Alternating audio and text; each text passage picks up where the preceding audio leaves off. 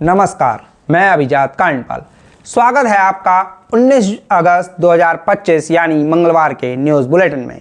हम हाजिर हैं दिन भर की खास खबरों के साथ और उत्तराखंड विधानसभा के मॉनसून सत्र में हुई कार्रवाई के अपडेट के साथ।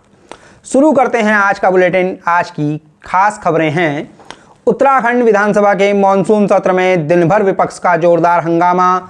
सीएम ने किया 5,315 करोड़ रुपए का अनुपूरक बजट पेश। अन्य विधेयक भी लाए गए। विपक्ष ने सदन में ही धरना देते हुए रात बिताने का ऐलान। पौड़ी में रेव पार्टी करते धरे गए 37 युवक युवतियां। उर्वरक कंपनी का टारगेट पूरा करने के लिए रखी गई थी ये पार्टी। नैनीताल बवाल मामले में हाईकोर्ट ने गृह सचिव और डीजीपी को किया तलब। एसएसपी ने कोर्ट को बताया 14 आरोपियों की हुई है पहचान व एक हुआ है अरेस्ट।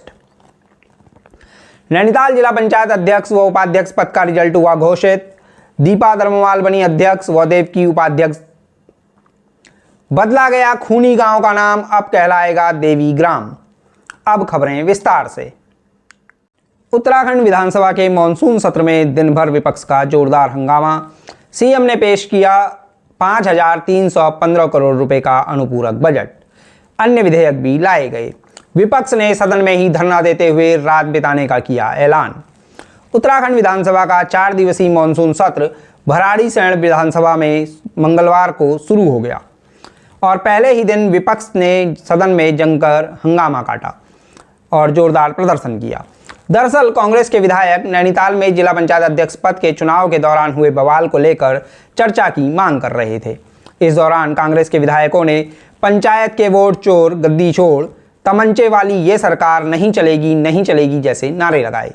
कांग्रेस के विधायकों का सदन में टेबल पलटने की कोशिश करते हुए वीडियो भी ऑनलाइन सामने आया है। इससे नाराज होकर विधानसभा की स्पीकर रितु खंडूरी ने विपक्षी नेताओं से कहा कि यह राज्य की संपत्ति है, राज्य के लोगों की गाड़ी कमाई से यह बना है, इसे मत तोड़िए। इस दौरान विपक्ष के विधायकों ने कार्यसूची फाड़ी और सदन में उछालने के साथ ही नियम 310 में चर्चा स्वीकार न होने पर वेल में धरना प्रदर्शन शुरू कर दिया और जमकर नारेबाजी भी की।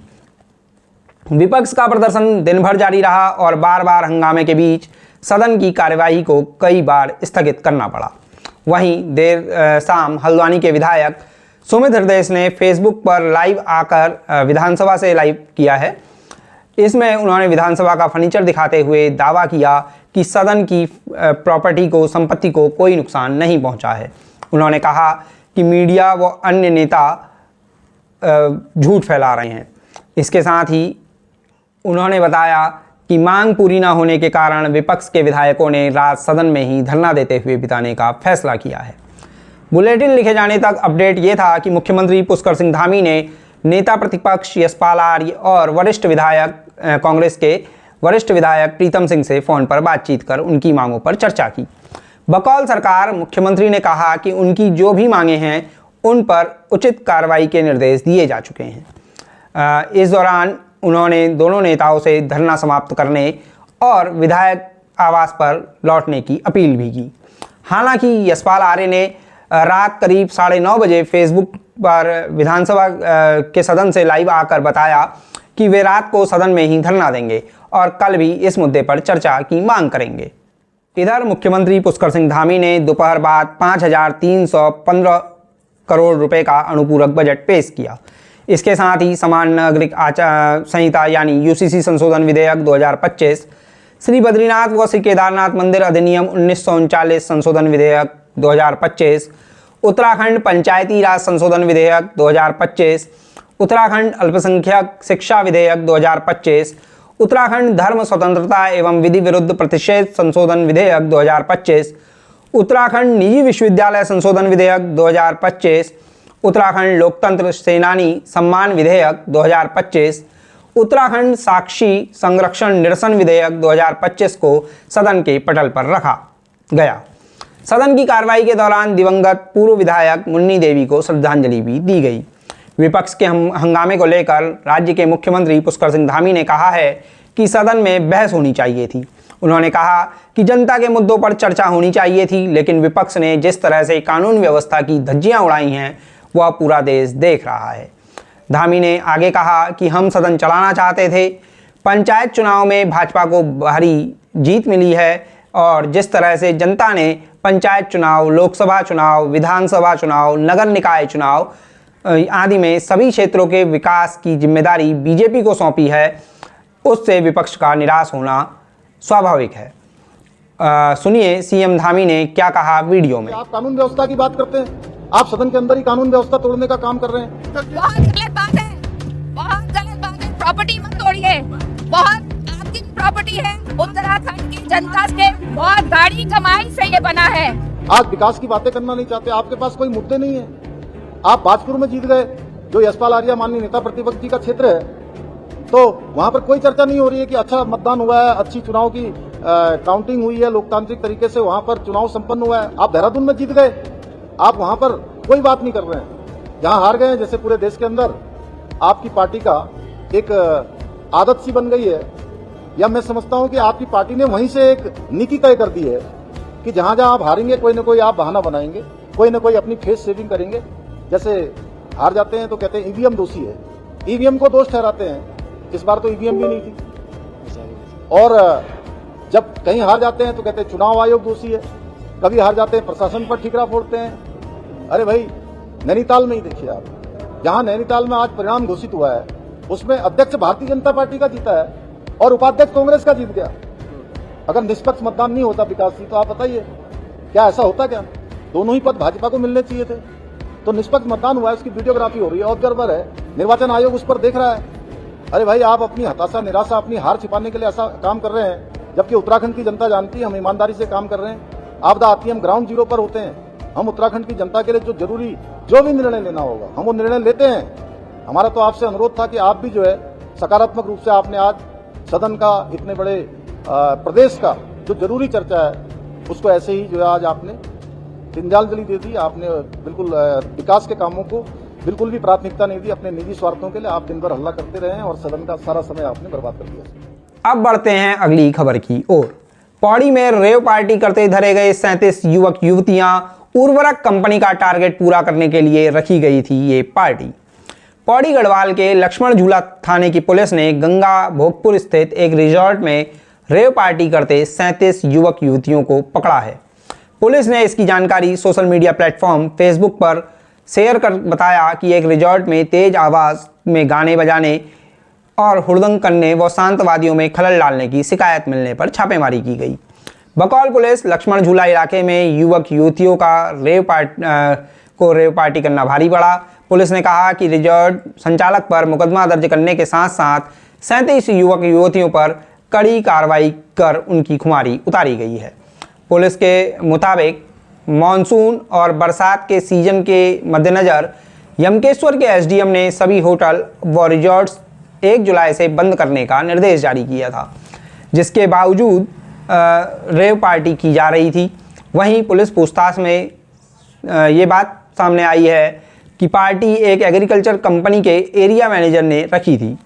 पुलिस की पूछताछ में ये सच सामने आया है कि इस कंपनी ने एरिया मैनेजर को इस मानसून सीजन में 4 करोड़ रुपए का टर्नओवर पूरा करने का लक्ष्य दिया था, जिसे वह हासिल नहीं कर पा रहा था। बकौल पुलिस, इसके चलते एरिया मैनेजर ने डिस्ट्रीब्यूटरों व दुकानदारों को अधिक उर्वरक खरीदने के लिए लुभावने पैकेज का ऑफर दिया और उन्हें रेव पार्टी में बुलाया। पुलिस की माने तो पहले चरण में मुजफ्फरनगर जिले के 28 दुकानदार बुलाए गए थे। अब बुलेटिन की अगली खबर। नैनीताल बवाल मामले में हाईकोर्ट ने गृह सचिव और डीजीपी को किया तलब।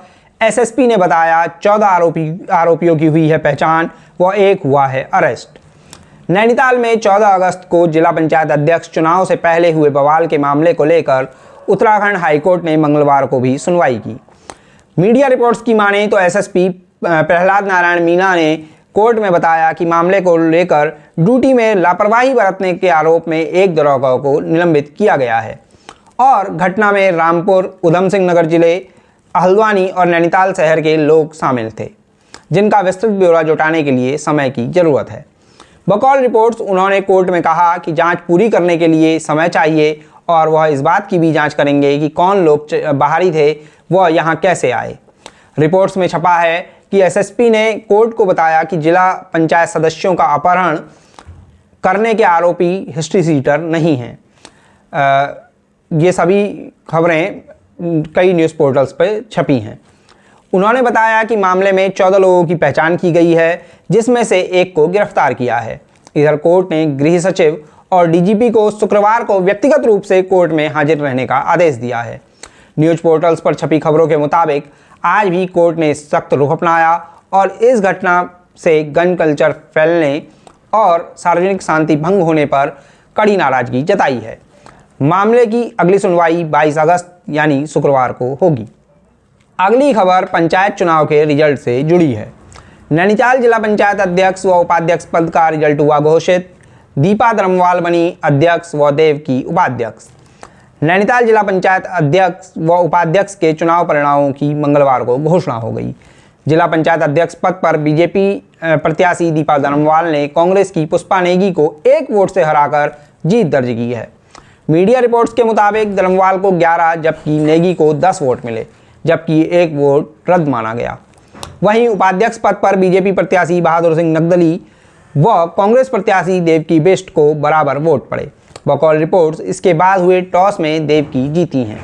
गौरतलब है कि 14 अगस्त को नैनीताल में बवाल व हंगामे के बीच हुई वोटिंग के बाद 15 अगस्त की तड़के करीब 3 बजे मतगणना कराई गई थी, लेकिन चुनाव का रिजल्ट घोषित नहीं किया गया था। वहीं अब बुलेटिन की अंतिम खबर। बदला गया खूनी गांव का नाम, अब कहलाएगा देवी ग्राम। उत्तराखंड सरकार ने बताया है कि पिथौरागढ़ जिले के एक ग्राम खूनी का नाम बदलकर अब देवी ग्राम कर दिया गया है। राज्य सरकार की कोशिश पर केंद्र सरकार ने गांव का नाम बदलने की इजाज़त दी थी, जिसके बाद राज्य सरकार के राजस्व विभाग ने इसकी अधिसूचना जारी की है।